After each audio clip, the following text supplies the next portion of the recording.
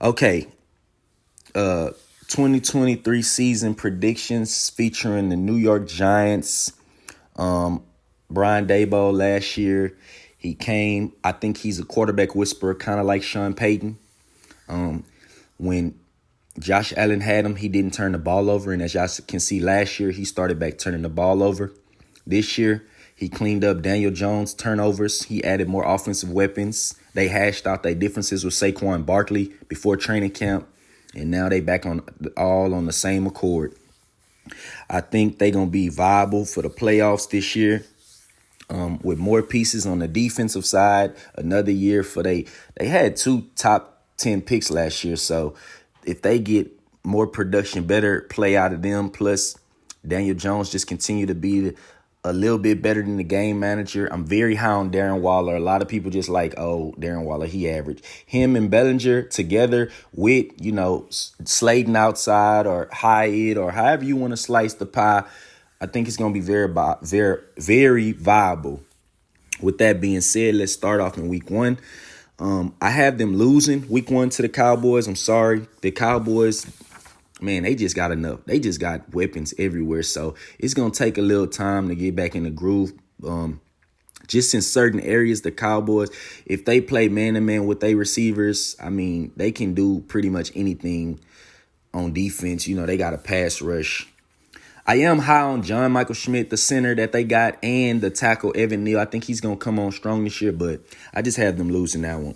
Then the bounce back game, I keep saying the Cardinals are tanking. I don't know if they're going to do anything this year. They probably going to have the top pick.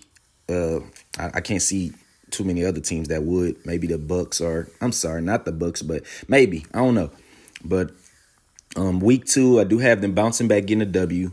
Then week three, staying on the West Coast. I don't know if they're going to stay, but going back and forth, it's going to be tough. So I do have them losing to the 49ers early, a good opponent. By then, they should have a quarterback figured out. And then they go home and they lose to the Seahawks. I'm sorry, but I'm not saying Geno's better than Daniel Jones, but I think the Seahawks roster is kind of better than the Giants roster at this moment.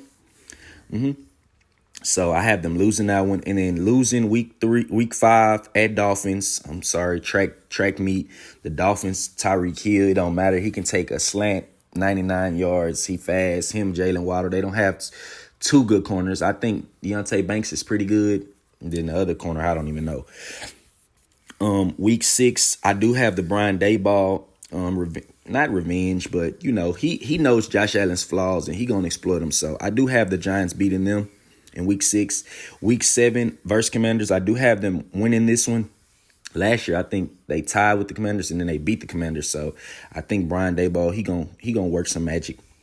And then week 8 versus Jets, same stadium at home. I do, for some reason, think beat the Jets. I don't know why I picked this, but I really think just in my heart, Brian Daboll just a better coach than Robert Saleh. They got a lot of spiciness going on or whatever. But New York clashing, Jersey versus New York. So I gotta go with, the Giants. And then Giants haven't really, they've been more things than Jets since Joe Namath or whatever. Now they got Aaron Rodgers and he the savior. But maybe the Jets could win, but I have the Giants winning this one. Week 9, I know they say Jimmy Garoppolo a winner, all that, but man, I ain't worried about that. The Giants gonna win this game. Jimmy Garoppolo probably be hurt by then anyways. They tanking as well for a quarterback. He's only a temporary fix. Week 10 at Cowboys, I do have them losing. Just the Cowboys I got them, the Cowboys sweeping them this year. I'm sorry, but that's just harsh reality. Just sometimes talent takes over and they just got a lot of talent. Week 11 at Commanders, I do have them losing. So season split with the Commanders. I do think Sam Howell is like this. They got new ownership. They either going to see if Sam Howell the new face of the franchise, or if not, and they tank, they're going to get another quarterback, and it's going to, start refresh, new coach, new quarterback next year probably. So they just going to see if they got a franchise quarterback, if they don't. So I think he got a lot of weapons, so I'm kind of high on their weapons over there, Commanders. So week 12, beating Bill Belichick, the Giants just have a curse over Bill Belichick. It's like one of the teams. I think it's them in Seattle. So he lose to them a lot. So yeah, and then a week 13 bye. Coming out the bye, have them beating the Packers. Young quarterback Wink Martindale gonna confuse them.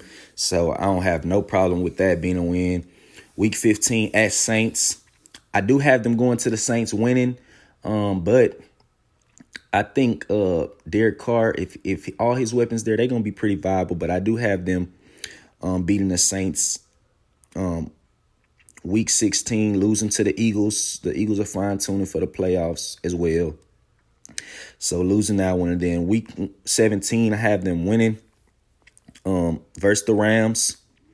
And then the Rams, they kind of tanking. I'm going to continue to say that. And then week 18, I think, season split with the Eagles would be good. So they just seen them a few weeks ago. They're not going to let them burn by the same flame twice. So I think week 18, they beat them. Kind of like they did with the Commanders last year. They played them, tied with them, and then the next time they beat them. With that being said, they 10-7. In the week NFC, they will get into the playoffs. Thank you again. Like and subscribe. More content on the way.